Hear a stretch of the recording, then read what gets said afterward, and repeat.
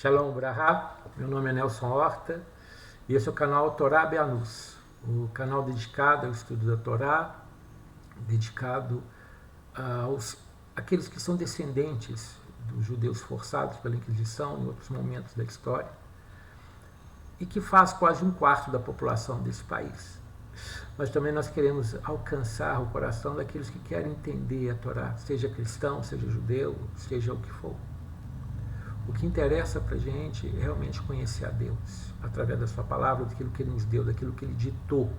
Né? A única parte da Bíblia inteira em que Deus ditou, que Ele falou letra por letra, é a Torá, ou seja, o Pentateuco, né? Formado pelos 5 primeiros livros da Bíblia, né? Gênesis, Êxodos, Levíticos, Números e Deuteronômio.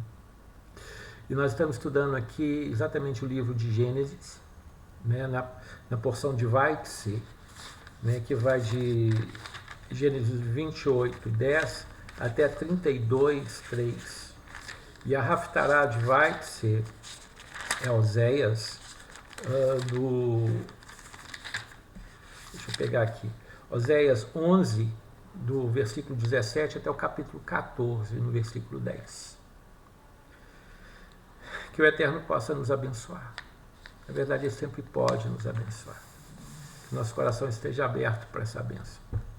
Que a gente possa entender que a nossa função nessa terra é retificar a nossa alma. Fazer com que a nossa alma, nossas atitudes, alcance algo que é mais alto. Né? Porque nós fomos chamados para trabalhar nessa terra e levar nossas ações, levar o nosso meio ao nível superior. Porque, como já foi ensinado, Ele quis criar um mundo no qual Ele fosse convidado para habitar. E essa nossa função, essa sua função. Sua função não é casar, ter filhos, sustentar, viver e plantar uma árvore, escrever um livro. Mas sua função é levar a sua vida, levar a vida daqueles que você criou. Né? Seus filhos, junto com a sua esposa, seu marido, seus amigos, aqueles que estão com você, elevar para o nível mais alto. Fazer com que nossas almas exerçam um papel neste mundo em que nós estamos realmente convidando a Deus para habitar nele, no qual Ele se encontra de forma oculta. Então a nossa obrigação é trazer a revelação de Deus para este mundo, no grau de cada um, porque cada um de nós tem um chamado, e esse chamado é só seu, só seu. É claro, é fácil achar esse chamado.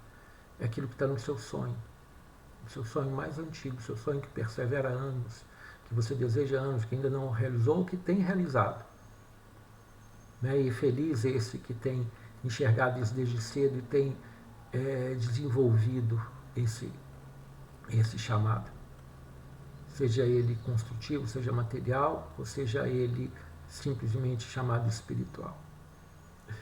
Então nós começamos assim a leitura em Gênesis 28, 10. E saiu Jacó de Beersheba e foi a Harã e se encontrou no lugar. E dormiu ali porque se havia posto o sol. E tomou das pedras do lugar e as pôs à sua cabeceira e deitou-se naquele lugar e sonhou. E eis que uma escada estava apoiada na terra e seu topo chegava aos céus. E eis que anjos de Deus subiam e desciam por ela. E eis que o Eterno estava sobre ela e dizia: Eu sou o Eterno Deus de Abraão, teu pai, Deus de Isaque. A terra em que tu jazes sobre ela, a ti darei a tua semente. E será a tua semente como o pó da terra, e te fortalecerás ao oeste, ao leste, ao norte, ao sul. E por ti serão benditas todas as famílias da terra, e por tua posteridade. Eis que eu estou contigo, e te guardarei por onde quer que fores. E te farei voltar a esta terra, porque não te abandonarei, até que eu faça o que eu falei por ti. Despertou Jacó do seu sono e disse: Certamente o Eterno está neste lugar e eu não sabia. E temeu e disse: Quão espantoso é este lugar! Este não é outro que a casa de Deus, e esta é a porta dos céus. E madrugou Jacó pela manhã e tomou a pedra que pôs à sua cabeceira, e a pôs como monumento e derramou azeite sobre o seu topo. E chamou o nome do lugar Betel, porém havia sido Luz, o nome da cidade no princípio. E fez Jacó uma promessa dizendo: se Deus for comigo e me guardar neste caminho que vou seguindo, e me der pão para comer e roupa para vestir, e voltar em paz à casa de meu pai, e for o eterno para mim por Deus, então essa pedra que coloquei como monumento será a casa de Deus, e de tudo quanto me der, certamente dar-te-ei o deste. Bom, essa primeira parte ela é cheia de revelações, e já comentadas por vários rabinos, por vários estudiosos. Mas o que salta aos meus olhos neste momento é a escada. Porque tudo que nós fazemos na Terra, tudo que nós fazemos na Terra, ele reflete no mundo superior. E o segredo está exatamente nisso aqui. Uma escada que estava apoiada na terra, e o seu topo chegava aos céus. E eis que anjos de Deus subiam e desciam por ela, e eis que o Eterno estava sobre ela. Então, essa escada representa a ascensão da sua alma e o seu relacionamento com os mundos superiores, conforme as atitudes que você faz aqui neste mundo, vamos falar neste mundo inferior. Como já falado, nós temos 4 níveis espirituais básicos. O nível da emanação, que é chamado nível de Absolute, de onde vem a vontade de Deus. Tem o nível da criação, que é chamado de Berias, ou Beriá, né, onde as coisas são, vamos dizer, projetadas, são criadas, ao mundo de Yetzirá, que é o mundo da formação, ou seja, da construção, onde essas coisas são construídas. E ao nível da ação, que é o nosso, chamado de Asiá. Então, tudo que você faz aqui reflete de acordo com a vontade que foi enviada. Você tem um livre-arbítrio. Então, se é dado algo nas suas mãos, seja unção, seja um bem, seja posse, seja autoridade, há uma vontade no coração de Deus que isso fosse entregue nas suas mãos, porque isso foi criado e foi formado e dado para você agir. Mas o seu livre-arbítrio, a sua vontade, tem que estar de acordo com aquilo, pela vontade de Deus com que isso foi criado. Ou seja, se ouve falando de uma forma muito clara e crassa. Né? Se Deus desejou colocar nas suas mãos $1 milhão, é porque o desejo dele não é o que você tenha $1 milhão, mas o que você vai fazer com esse $1 milhão ou $10 milhões, seja o que for. Então, se isso é lançado na sua mão e você tem isso e usa de uma forma irresponsável, de uma forma que não gera vida, que não gera bem, porque nós somos feitos para poder levantar o nosso meio, fazer com que primeiro a nossa alma, a alma daqueles que estão próximos a nós, se eleve, ou seja, tenha valores verdadeiros. Não confunda só valores espirituais, como muitos cristãos confundem, não é isso. É fazer que tudo que você faça para um bem maior. Tudo que você desenvolve, mesmo que você esteja no meio sujo, né, vamos falar assim, esteja no meio não bom, sabe, tudo que você está fazendo ali é para poder limpar. E a sua presença, a sua atitude, o seu pensamento, o seu falar, as suas ações, são para que esse meio atinja a vontade de Deus lá em cima. Você pode até perguntar, mas como que eu vou saber a vontade de Deus? Abre seu coração. Tira a cobiça da sua frente. Busca tirar o medo dos seus olhos e da sua alma. Queira entender as coisas que Deus faz, que a Torá nos mostra muito bem sobre isso. E você vai ver que aquilo que está nas suas mãos, como que você deve agir para alcançar um nível superior. E essa escada, ela é um tráfico, né? um trajeto, é uma mão dupla de anjos. Os anjos vêm, trazem e levam.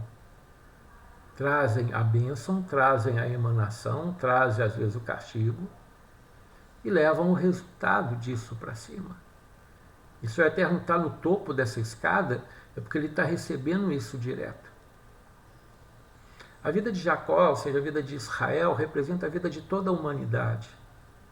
Os exemplos das atitudes de Jacó é que nós devemos seguir, entender as suas lutas, os seus conflitos e as necessidades de haver, às vezes até fazer coisas que ele não quer fazer, mas que precisa fazer. Então esse é o caminho da humanidade. Nós podemos errar, nós podemos falhar, nós podemos nos frustrar, nos decepcionar, mas a intenção verdadeira do nosso coração, ou seja, a nossa kavaná, tem que estar de acordo com a vontade de Deus. Ou seja, se Ele te dá uma grande bênção, não é que essa bênção seja só para poder te engrandecer e você se ensoberbecer com isso. Essa bênção é dada para que você possa gerar vida. E quando você gera vida, seja em qualquer nível, você se alegra muito mais do que simplesmente a bênção que você recebeu. Porque, na verdade, tudo são, como diz no Kabbalah, são merkavot, são carruagens, né, que nós entramos nelas e fazendo com que aquilo prospere. Como o caso da pessoa que recebe $1 milhão, como eu citei.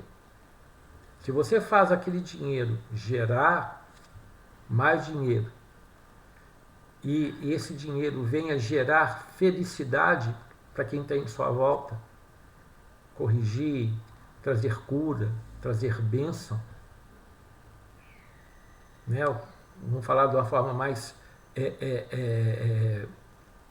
crassa ainda. Em vez de você comprar um carro que você não vai poder sustentar, você desenvolver uma escola para crianças carentes que precisam aprender.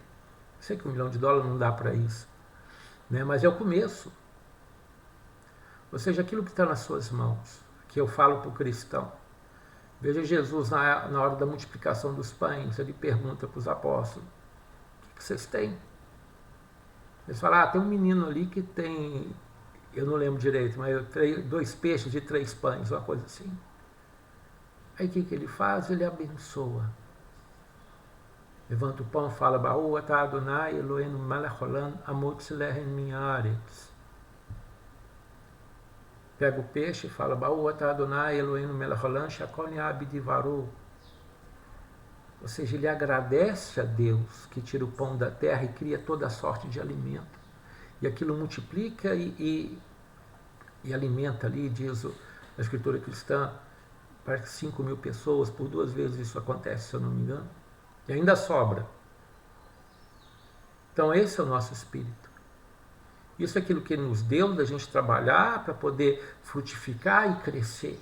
Mesmo que esse crescimento, essa frutificação vai acontecer isso depois que você passou dessa terra.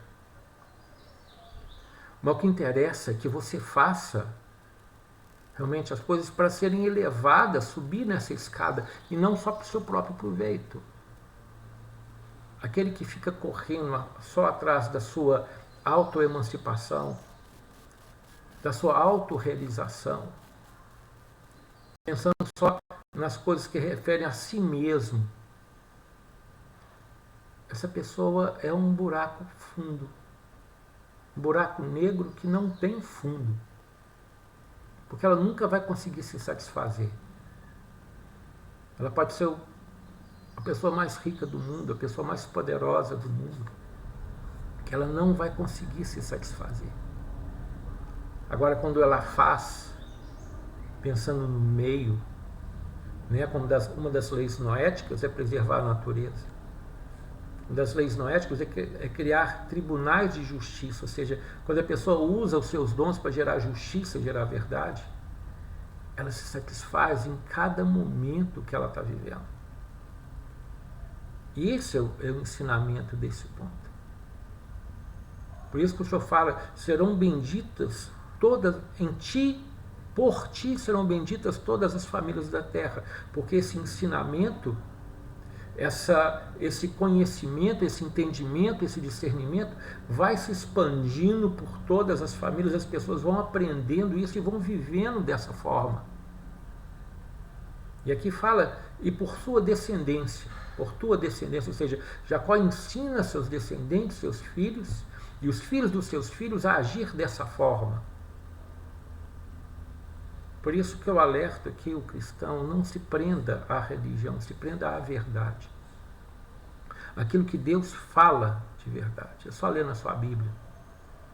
Você vai ver que isso aqui está refletindo a toda a humanidade, a todas as pessoas que querem conhecer os valores verdadeiros. E esse aqui é o pacto que o Senhor faz com Jacó. E Jacó ali fica estupefado. Que coisa maravilhosa. Que lugar é esse, senão a porta da casa de Deus? Aquele lugar que era chamado Luz, que era um bom lugar, ele fala, não, aqui é Betel, aqui é a casa de Deus. Dizem os sábios que ele foi transportado, ele foi trasladado de onde ele sabe que Betel é mais ao sul, se eu não me engano, e a Jerusalém. Então, esse lugar que ele conversa, que ele tem a visão, não é nada mais do que o monte do templo, o Monte Moriá. Então, quando você tem o chamado de Deus e você quer andar com ele, porque Jacó saiu de casa, saiu de Beersheba e foi a Harã. Ali não está falando que ele desceu, como nós vamos ver o caso de Judá, que desce dos seus irmãos para Adulão. Ele foi, porque ele levou essa grandeza consigo. Ele foi para um lugar de idolatria, um lugar em que Deus era mais um Deus, onde os valores das pessoas é muito deste mundo que a gente vê hoje. Mas ele foi, ele não desceu. Então ele levou a grandeza que o próprio Deus fala com ele. Eu sou o Deus do teu pai Abraão. O pai dele era Isaac. Mas a grandeza de Abraão estava em Jacó. Ou seja, a promessa de Abraão estava em Jacó. Lógico que passando pelo seu pai, passando ele, porque ele o cobriu de bênçãos, como nós vimos em Toldot, né, na Paraxá passada. Mas é como se ele fosse o filho de Abraão. Então ele levava essa grandeza consigo e nunca a perdeu, como nós vamos ver em todas as suas lutas. Então aqui está o chamado. Você vigiar a sua alma, você vigiar a sua mente, vigiar suas atitudes, para que mesmo que você esteja em momentos super difíceis da sua vida, onde parece que Deus não fala com você, que o céu é de pedra e parece um sino, você ora, aquilo vai e volta e parece que nada está dando certo. Às vezes esse tempo dura muito tempo, né? Esse período dura muito tempo. Mas a certeza daquilo que nós queremos fazer, a certeza daquilo que nós queremos realizar e a intenção verdadeira daquilo que nós queremos fazer, queremos realizar, esteja de acordo com a vontade de Deus, que é o bem, que é levar o meio, trazer cura, trazer emprego, trazer conhecimento, trazer entendimento, trazer alimento. Ou seja, o bem das pessoas e o relacionamento correto com o meio, mesmo que você não conheça. Mesmo que você não conheça a palavra de Deus, mas sente no seu coração. Porque em algum lugar na escritura cristã, eu lembro, tem escrito que são pessoas que agem de acordo com a Torá, mas sem conhecer a Torá. Porque Deus plantou isso no coração de toda a alma quando ela foi criada no Gan Eden. Então, meu querido, minha querida, você tem a Torá dentro de si, você tem a centelha de Deus dentro de si, porque quando Adão foi formado da terra, Deus soprou nas suas narinas e fez nefesh nas suas narinas, ele se tornou alma vivente, ou seja, ele fez ruach, soprou ruach, ou seja, o seu espírito dentro da narina de Adão, que isso representa o que aconteceu com a sua alma lá em cima. E Adão, ou seja, você passou a ser nefesh hayah, ou seja, alma vivente. Essas três 3 palavras, Ruach, Nefesh e Hayah, são partes da sua alma, parte do seu espírito, do seu ser. Então você foi feito verdadeiramente a imagem e semelhança do seu Criador. Embora não sejamos descendentes de Sete, que é a imagem e descendência de Adão, mas que é imagem e semelhança de Deus. Então sua alma, ela é formada para criar ter uma missão nessa terra, para elevar essa terra, elevar tudo que está em sua volta para cima. Seja o seu trabalho mais simples, seja de cozinhar, de varrer, de cuidar da casa, coisa que todos fazemos. Ao escrever um grande compêndio de um tratado maravilhoso que vai trazer conhecimento e cura para toda a humanidade. Governar um país, governar uma empresa, governar um estado, seja o que for. E de cada um de nós será cobrado isso. A forma como nós agimos, como nós aceitamos e como nós trabalhamos para realmente fazer este mundo melhor. E essa é a mensagem dessa paraxá. Que o eterno Deus de Abraão, Isaac e Jacó te abençoe. Que você possa receber essa bênção sobre sua vida. E esse entendimento e tudo que você fizer de agora em diante seja para a elevação deste mundo, para ser entregue lá em cima, no alto dessa escada, na mão do Deus que te criou. Shalom Bracha.